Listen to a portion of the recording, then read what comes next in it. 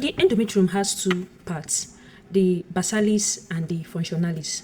The functionalis is the part that usually sheds out during menstruation. Then the basalis always remains there. It's like the stem cell of the endometrium. So it proliferates.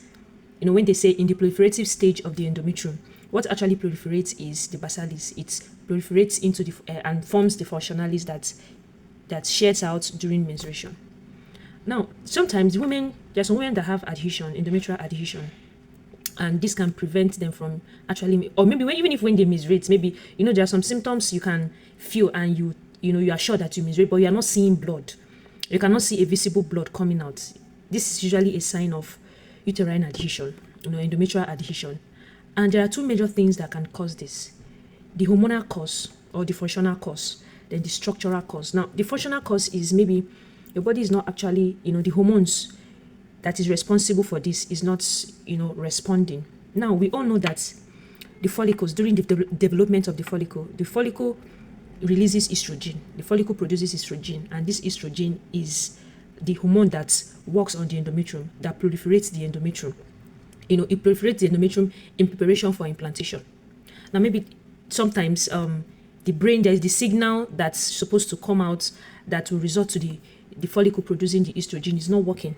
That's the POI axis. It's not actually functioning, and it can be a genetic issue or something that just started happening. It can also caused by maybe chronic stress, because one thing about the body is that if the body detects that something is wrong, maybe there is stress on the body, it stops the process of fertility of a woman getting pregnant. Yes, if there is a chronic stress, or maybe there is nutritional imbalance or something.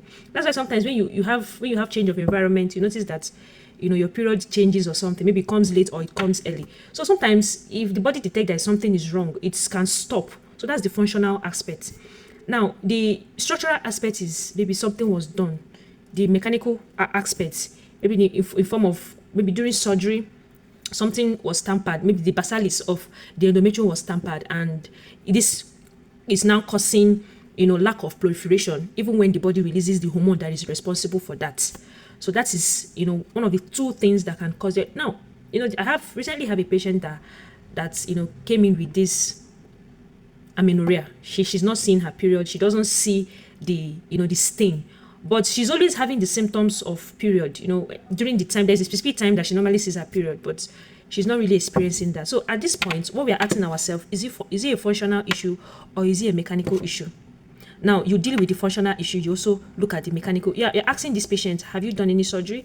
Have you done any procedure around the uterus that maybe tampered with the basalis of the endometrium, preventing proliferation, even when the hormone is being produced or the body is responding to hormone. So the functional aspect also, you ask, is there any change of environment or chronic stress or something? So these are the two angles you should go into why actually diagnosing why a woman is not actually menstruating, or the blood is not coming out, or having amenorrhea.